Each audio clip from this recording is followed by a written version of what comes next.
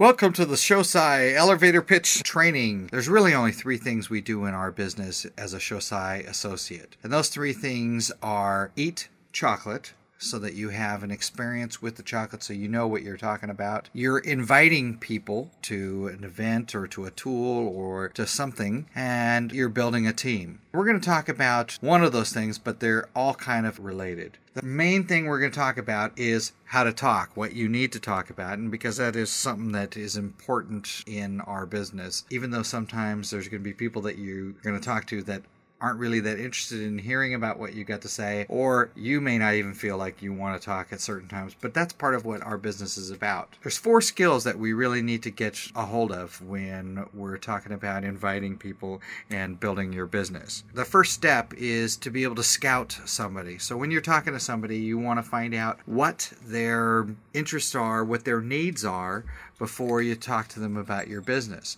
So you got to get into some kind of a rapport with them. So you got to find out what they are looking for before you can offer them any kind of solution. The second thing is, once you find out what that is, you're going to invite them to a solution for what their problem is.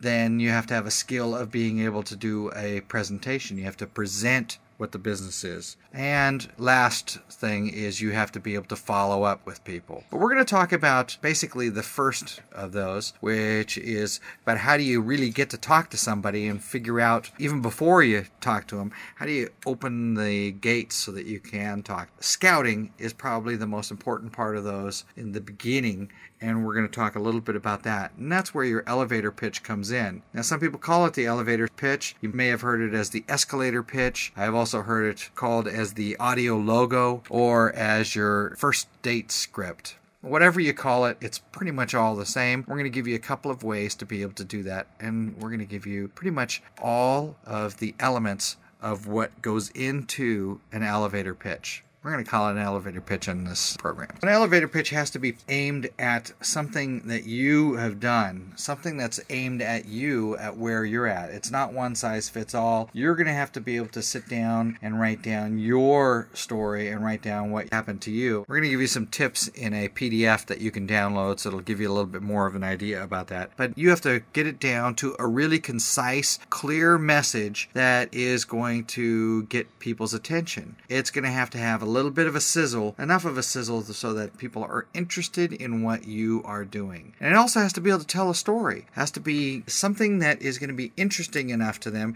and stories are what really get people going on things. You also want to make sure that what you do is very targeted. You're not going to be trying to get one-size-fits-all elevator speech. You may have several of them. Don't count on just having one, but you're going to work on one to begin with. It's best if you call out someone's name, so we're going to call out someone's name as we're going to do this, and we'll explain a little bit more about that. It has to have a hook. It has to have a little bit of a hook, and it also has to be able to evoke curiosity. When people ask, "What do you do?"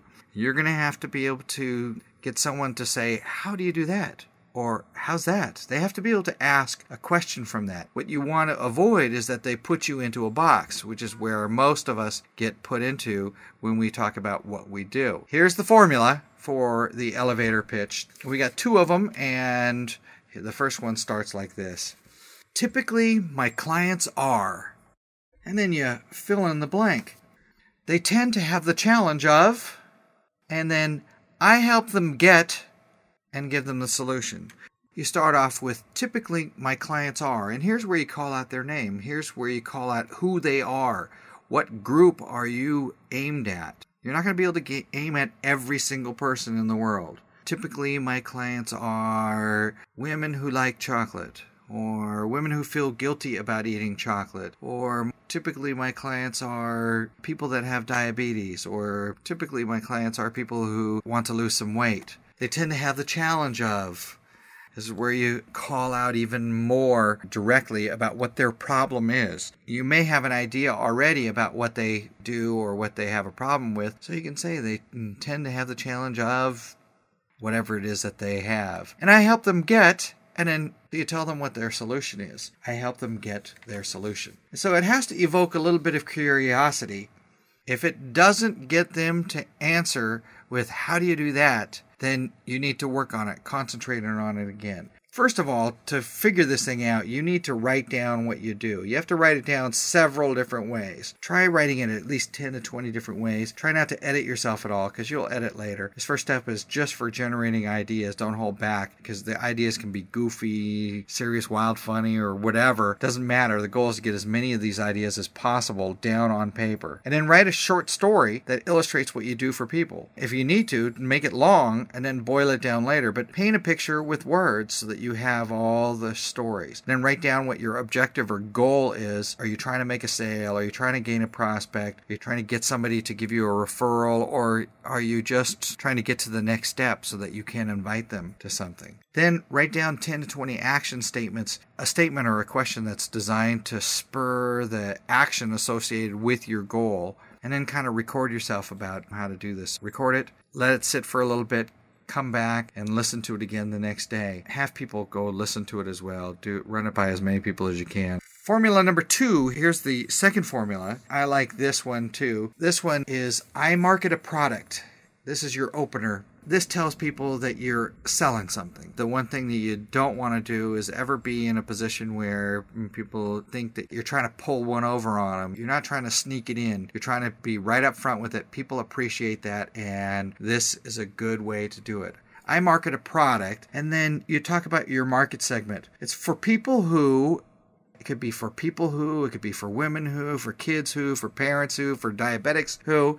And then take that market segment and personalize it and say, for people who don't eat right, have more month left over at the end of their check, who feel guilty eating chocolate, who have fibromyalgia, and then add like me or like I used to, and then give your personal zinger, your before. What you felt like before you tried our product. And then talk about things after that, about things you've tried. You tried healers, or you tried walking on fire, or you tried prescription drugs, or whatever it is. And then talk about your turning point. Nothing seemed to make a difference until one day I tried, and this is your time frame, I tried this chocolate for 3 weeks, and then I found that. And so that's your results. You talk about your results, and then end with a question. Do you know anyone who might like to know about a product like that? That takes the burden off of them, again, like the beginning where you start with the market a product. They already know you're in sales. Now you've said,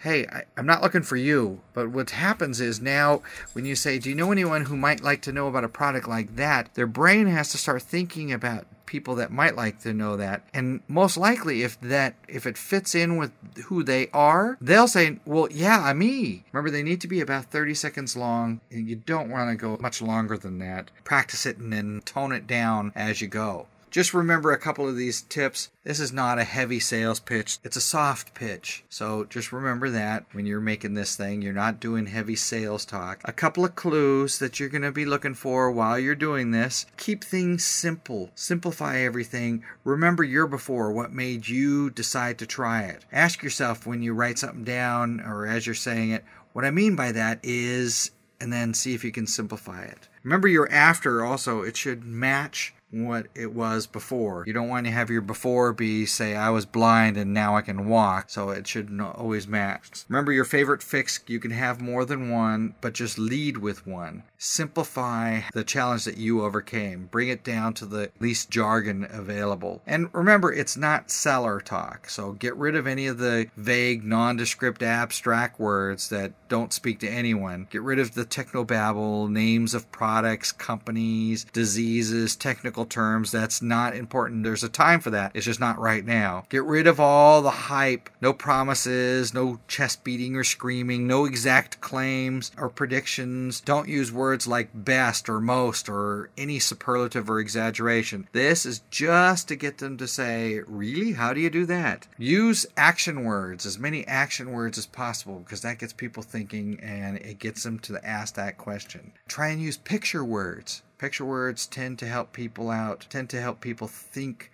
about where you're at. If you need more information about this, a good book or CD product is by Kim Claver, her If My Product's So Great, How Come I Can't Sell It? It has several scripts on how to do this, and we've used generously from her book to make this. So thank you very much.